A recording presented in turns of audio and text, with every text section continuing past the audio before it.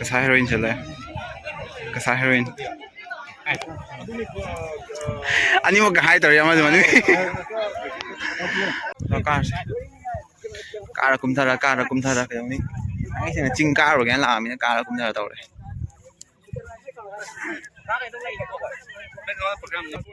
Kaya ba? 1 2 3 4. Ano camera to? Le. 1 2 3.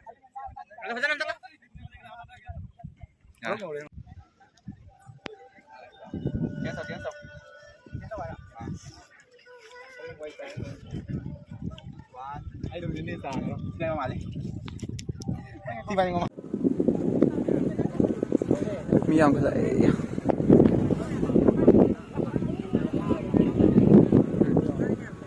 Hoy am phase nung sit am sit. Rồi nè. Chạy ao chinh 2022. Lấy rồi lấy rồi. Rồi. Mi khar khatam na sungyam khalak le.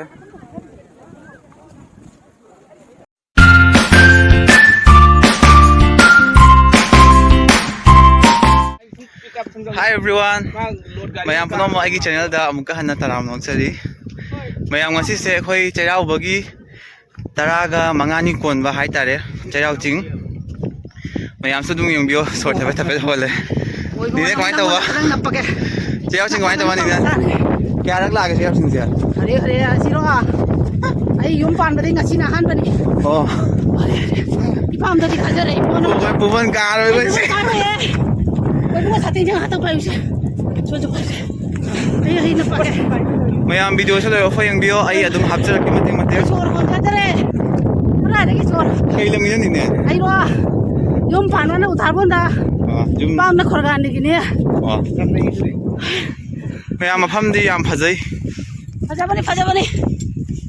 Akhoi lei se chingkhong da ni chingka di haji. Yaudri. Ai adum mathang hapake. Mayam stay tuned live view. Kaino ni intro video se ai jum da phamaga namaga dugi dress ka change tawraga sigamu laga namge khalam ba do ngasai ki nong enung situna loi humma bukhre aduna intro video nam yadre misal tama misal ne yaman gre harbon bondogi panda le bile urde khangbe okay me am layo ai masang yoraga dum hapage afam se mahong ulake ka hoje camera ha no mani chingka bani na yadre ba yam phajai mathak tagi yore Hi channel, hi Maya. Koi yore hoji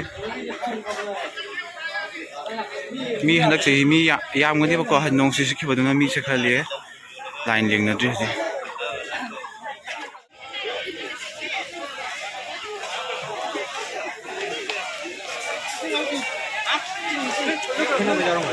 ha mi lak pa loi na dre lai hoji se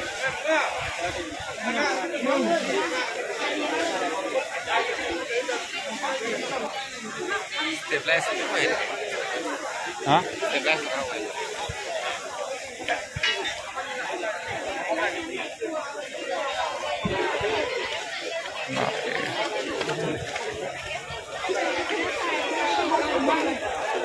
Sati ya me mili. Sa hamba di mili ya me ba hadi yang kulai.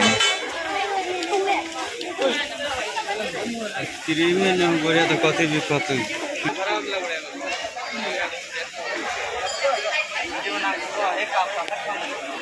Orang tengah ya tahu sih.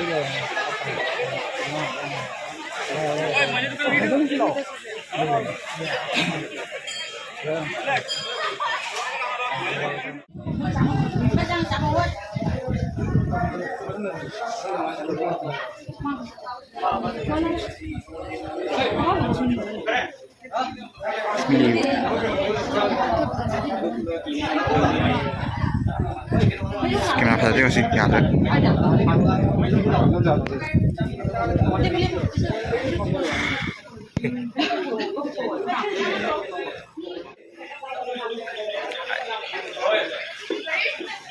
Gimana ba sing se moi hana like krong ge.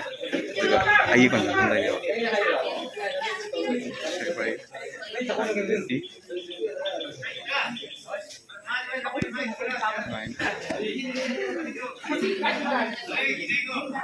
ไม่เคยรับไอ้ไม่เคยรับมีอะไรไม่ยังสุโบนี่ละเกะ so stay tuned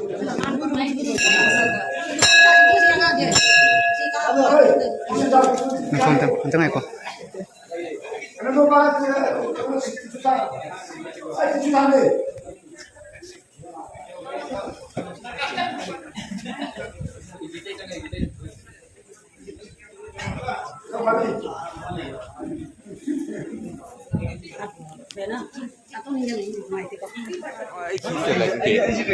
human portrait malu cigar फै अगरबत्ती कत kita bone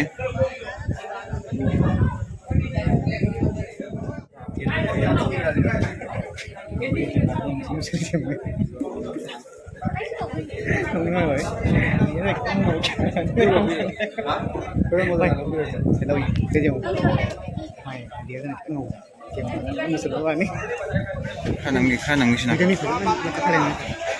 mi lagnari se makhada phak ya me hojita mi yang khalai ba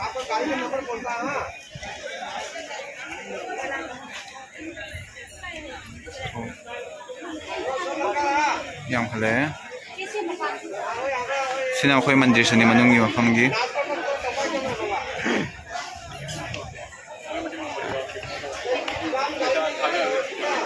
chapodan musum yam dai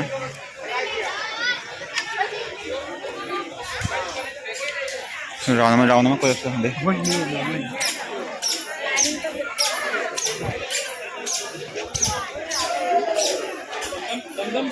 nang kana lai lak de yang ho ro ai na tugai badi na te ko ni ha line de gi सच्ची करो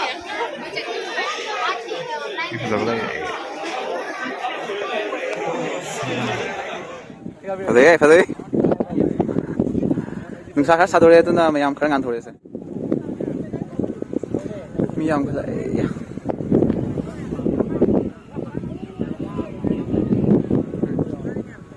hoi am phadai nungsi am sit le kasa heroin chale kasa heroin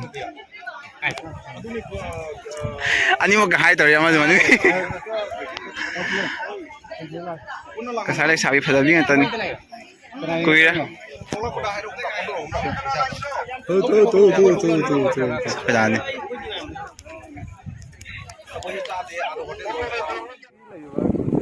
law ni ma cha yao jing 2022 lấy rồi phải rồi phadai mi khar kha tawna sum yam khalak le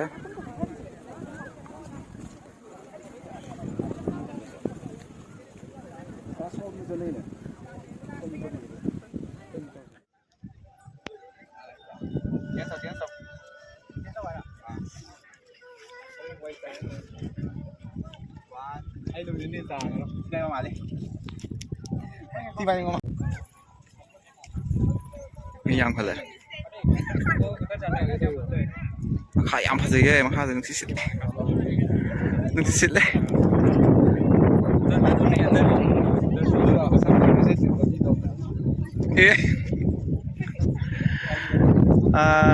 mayam ai video se lo phayang video ai ha dei hai dum like subscribe to video mo ano ma hong ne chao ti mi adum yam khalak le देखो मैं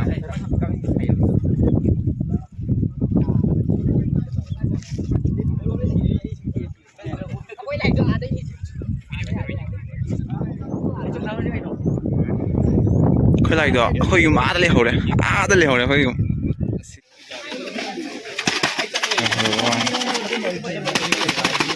hào lắm mà đấy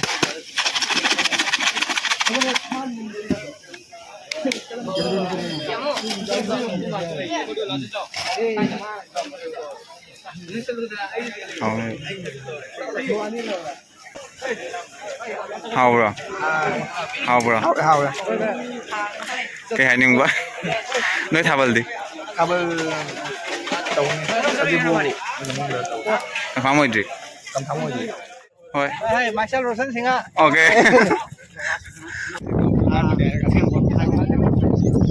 vì photo cầm ra video hôm nay cái cả sáng đi Assam đi trả khai utam kì ดูไก่สมมติว่ายังไงเลยเด้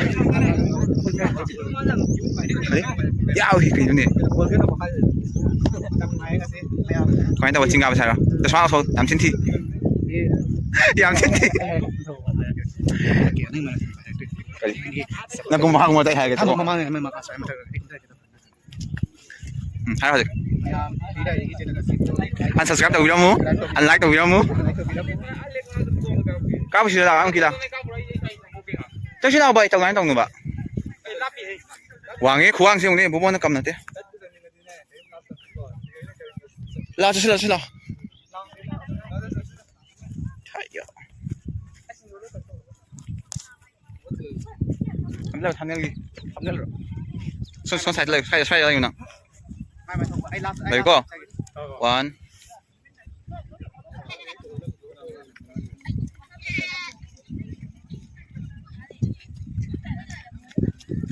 ผมบอกเสียกันอยู่อักตาคือเนี่ยมารุ่งกูดีหรอการกุมธาราการกุมธาราอย่างนี้ไอ้สิ่งจริงการหรือไงล่ะมีการกุมธาราตัวเลย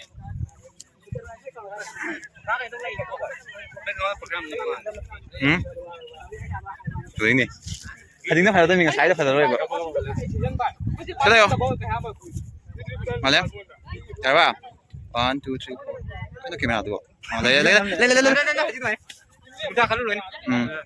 one two three ลุยเฟมมั้ง อุดเห็นโลดเลยว่าเลยข้างกักกุมธารา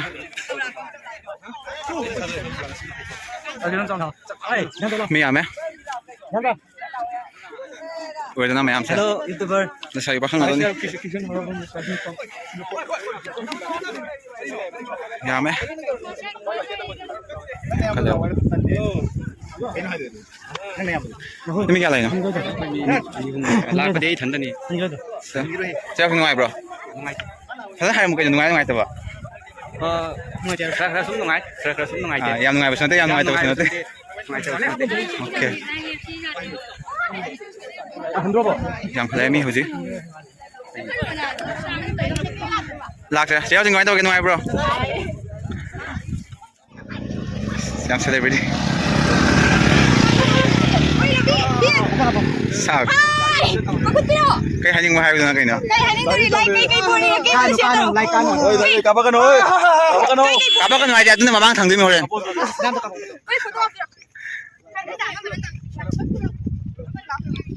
hoy hale mi kana rai ni ya hau theng sini khwai dai atheng ba khwai dai atheng ba blue color